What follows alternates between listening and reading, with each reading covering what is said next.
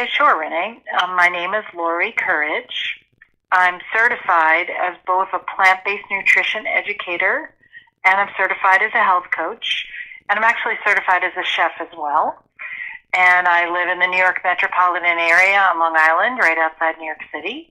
And I work with and teach clients locally, and I also work with clients really around the country on plant-based nutrition.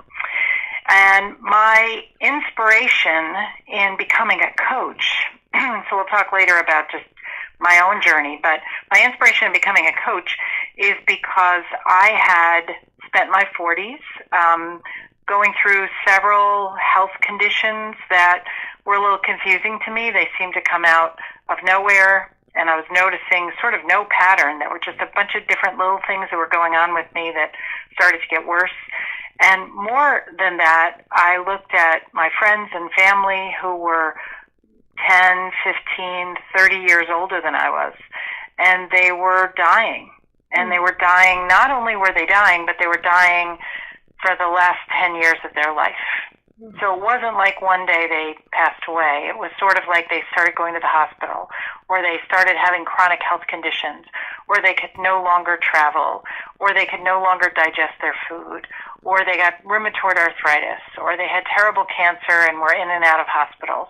And I watched what the quality of their life was. And as I had my own health conditions, and then I saw what to expect looking ahead in the mirror, so to speak, of what the future would be, I knew that I had to make a change in my life, and I really didn't want to be one of those people who died slowly. I don't know how to say this any other way. There's actually a term, it's fascinating, it's called health life years expectancy or health life expectancy. So we tend to focus in the United States especially on life expectancy, and you go to an insurance company or you go to your doctor and everyone's saying, well, this is the average age where a man or a woman dies. And the one that I was really focused on is something called healthy life expectancy, which is when your health starts to deteriorate. So for those of us who are looking at a life expectancy, late 70s, early 80s, for the average person, the healthy life expectancy in the United States is 68. What that means is you're going to spend the last 12 years of your life in a waiting room, or carrying around a Ziploc bag of medications, or getting a body part cut out, or having brain fog, or worse, having Alzheimer's, or having heart disease and you can't go up the stairs, so you can't go on that vacation that you always wanted to do when you're retired, and now that you're retired, you can't go up the stairs. Or you can be scared by going into the doctor's office on all these diagnoses that you may have cancer, and then spend several years losing your hair, not being able to digest food, just so that you can die surrounded by friends and family. That's not what I wanted. So my inspiration was to make sure it didn't happen to me, and it didn't have to happen to other people, because I watched it happen to too many people I cared about. Now, Laurie, are you vegan? And if yes, was this a progressive change for you? And if it was, how do you suggest someone should start? So, for me, I think the way to answer that question is I would start by just differentiating vegan and how I eat, which is a whole food plant-based diet. So many people lump the two together, and they think that if you're vegan and you're plant-based, that's the same thing, but it's not. So I would just start by saying that a vegetarian or a vegan is more about what you don't eat. So any food that comes from an animal, something with a mother or a face, if you eat dairy products and eggs, that's lacto-ovo-vegetarian. If you eat dairy products but no eggs, that's lacto-vegetarian. Ovo-vegetarian is eating eggs but not dairy, and a vegan doesn't eat any of that. But a vegan can also end up eating unhealthfully, if that's a word, unhealthy. Mm-hmm. So Oreos are vegan, or deep-fried French fries are vegan, and that's really not going to do much for your health. So when you ask the question about, am I a vegan, the answer is, well, technically I am. And That's obviously a very good thing for animals because you're not consuming any animal products. I've heard it said that the average vegan saves somewhere around 94 animals a year. Other places I've seen a higher number. So that's all good. But if I'm going to do this for my health, the way I'm going to eat is a whole food, plant-based, low-fat diet. And that's the type of diet where you're deciding what to eat, not what not to eat. And you're making healthy food choices to slow, stop, and even reverse chronic health conditions. So when I made a decision, I was facing some health challenges.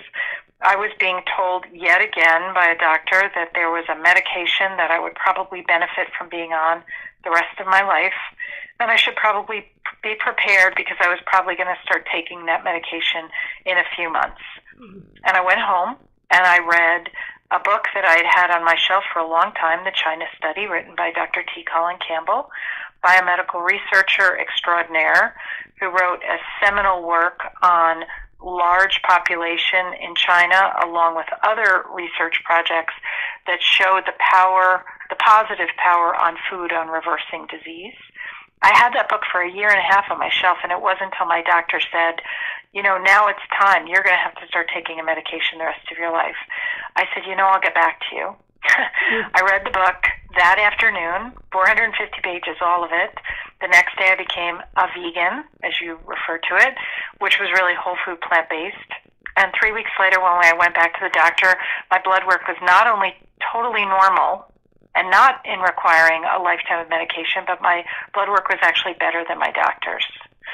Wow. And so I said, this is really powerful, but I have no idea what to do with this information. I don't know how to sustain myself with this. You know, I was treating it at that point like a diet, and I knew right away it had to be a lifestyle. So yes, I did it in a day, but to really make it part of who I am and my habits and really understand how to be resilient and resourceful, I was fine-tuning that and continue to fine-tune it, but I was fine-tuning it for years. Do you feel that there are any health benefits at all to meat and dairy? Meat and dairy are a source of calories, and calories are something that we all need to survive.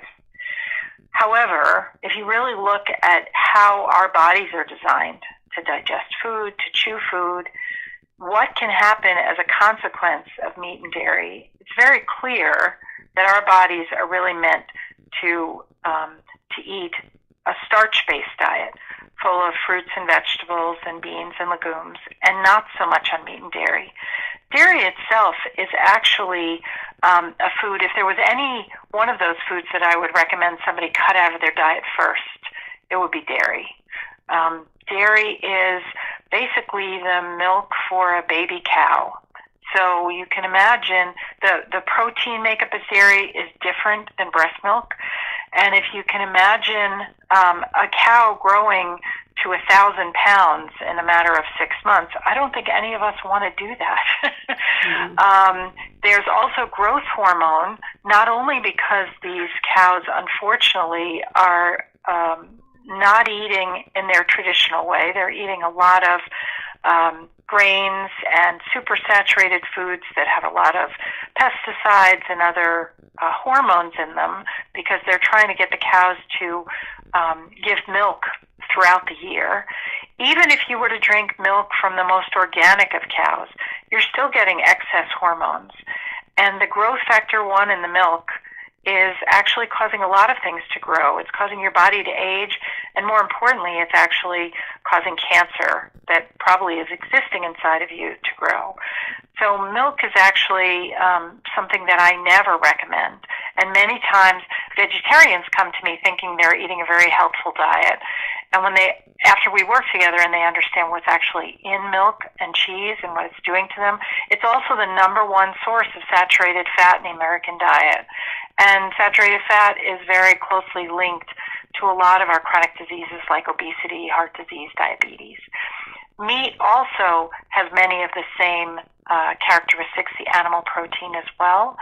And many meats are starting to be listed. Red meat, processed meats are being listed as type 1 carcinogens on the World Health Organization chart. So it's starting to be well known that this is something you should start having less and less of in your diet and replace it with more fruits and vegetables and beans and legumes. The popular food pyramid contains meat and dairy, as you know. If you were to design a new pyramid, could you tell me what it would contain? Sure. First of all, one of the, I've just mentioned about meat and dairy, and that's really not a good thing. The good news is that the types of things that should be in our food, our power plate, if you would, are basically grains, whole grain form ideally, vegetables, legumes, which are like beans and peas, and fruits.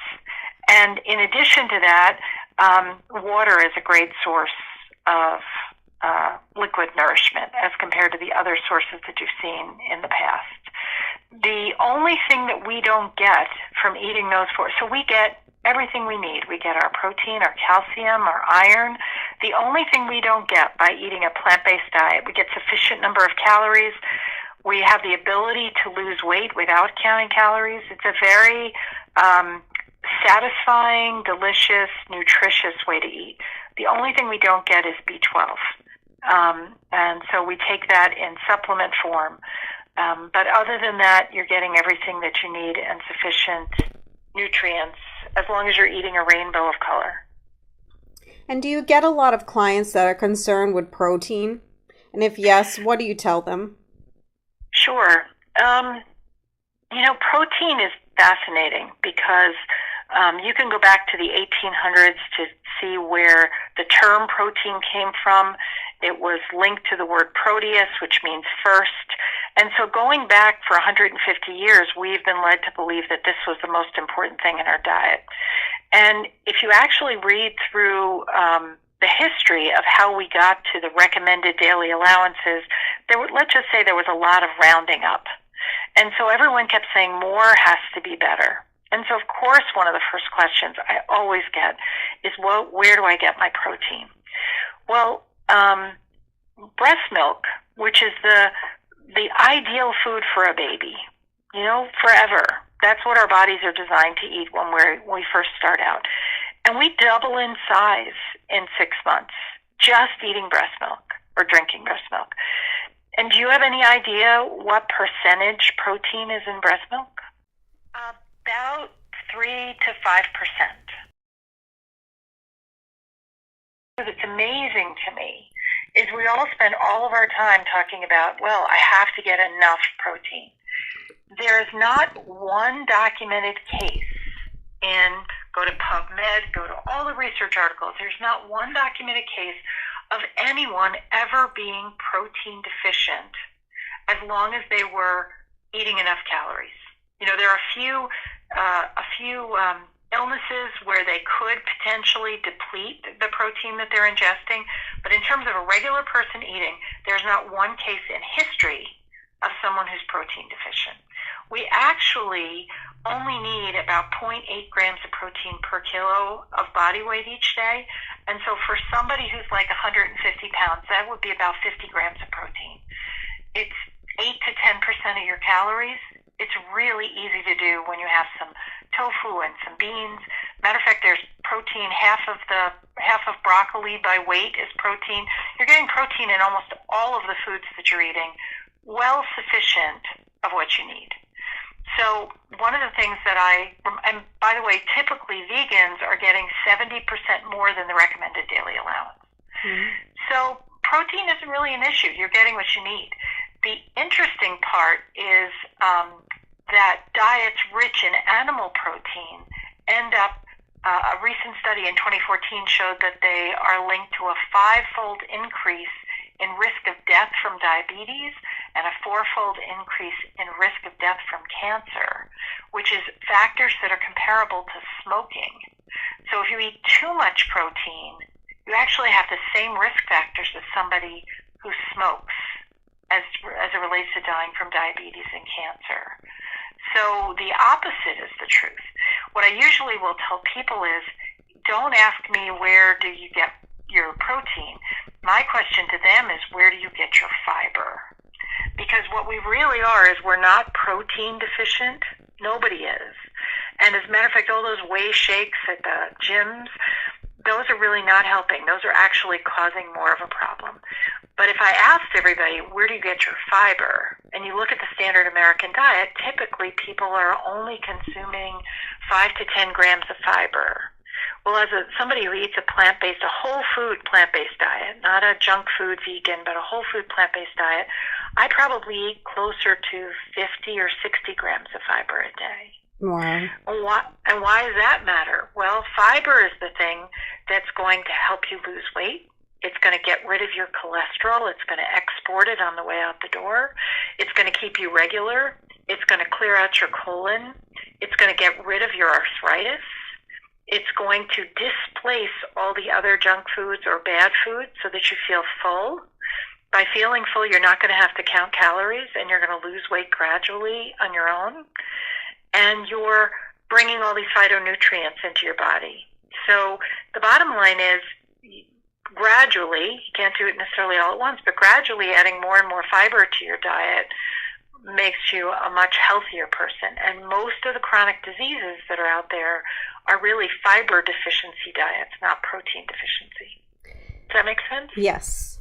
Can you tell me a brief story about a client whose life had changed switching to a plant-based diet? Sure. I'm very fortunate because I've been doing this for 8 years, so I've gotten the chance to work with several amazing people who really wanted to make a change. So I'll tell you 2 or 3 real quick. There was one woman who's in her late 50s. She had cancer, lung cancer. It came back a second time.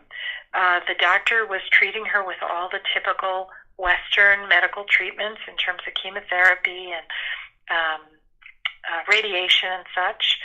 And he basically said, "I'm sorry, the cancer's growing too fast. It's time to put your affairs in order." She was sending her son off, to her only son, to his freshman year of college, and she was distraught, thinking that she would never see him graduate. And she knew what I did and said, "Can you help?" The doctor said there's nothing else they can do. Fast forward 3.5 years later, I got invited to the college graduation. Not only was she there, but her lungs were free and clear. Oh, wow. And it's now 2 years later, and she's still here and asked me for a red wine vinegar recipe 2 days ago. She's doing great. Somebody else came. I happened to be sitting with him. He was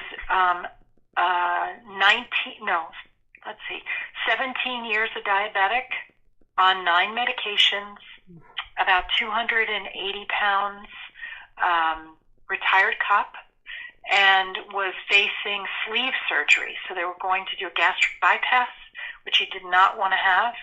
Every time he took diabetes medication, he would gain weight. Part of the side effect of many of these medications, unfortunately, include craving more food, sometimes gaining weight as a side effect. So all of the medications he was taking was not helping. And he was on a lot of side effects from those medications, and he was 7 weeks away from surgery. He said, "Do you think if I change my diet now, I could avoid the surgery?" We said, "Sure." So he couldn't even walk up a half a flight of stairs. 2 months later, they postponed the surgery. They then canceled the surgery. And 6 months later, he was down 65 pounds. He was riding his bike 100 miles a week, and he was off 8 of his 9 medications. Wow. And by the way, to get there, he had to go through 3 endocrinologists because none of the doctors believed it was possible. So what is the main reason clients seek your help? It's obviously for health reasons, but is there a specific disease that people tend to come to see you for? There's lots of ways people can approach this. I happen to gravitate toward people who are facing a health crisis because typically those people have more than one health issue. So, for example, I'm working with someone now who had his prostate removed, but his PSA numbers kept going up. He also had a lot of digestive issues because he had had radiation treatment for prostate cancer. He also had very bad heart disease. I've worked with people who have multiple health conditions at the same time. I'm working with somebody who's got diabetes, and they have to have knee surgery, and they are obese. So many times one health condition leads to several. So unlike some people who specialize in a particular thing, I tend to gravitate toward those clients who are facing a health crisis or trying to avoid one, and especially ones who are trying to avoid surgery, obviously not immediate surgery, but surgery that's kind of coming, or they have too many medications with a lot of side effects. And a lot of times they're confused about the information, and they've heard too much, and they've tried and they've failed. So the reason the clients come to me is they need somebody who can help. You know, there are a lot of wonderful books and classes, and some people can do what I did, which is to change my diet in a day. But even I immediately then went on to study this, tried to study with some nutritionists who unfortunately didn't know as much as I had learned by reading the material, which is why I came here. So I focus on dispelling the myths that they think they know, purging their pantries of the foods with hidden ingredients that are making or keeping them sick. I myself lost over 30 pounds in a year just by learning how to read food labels and realizing that there were ingredients in things in my pantry that looked innocent enough that were actually doing me quite a bit of harm.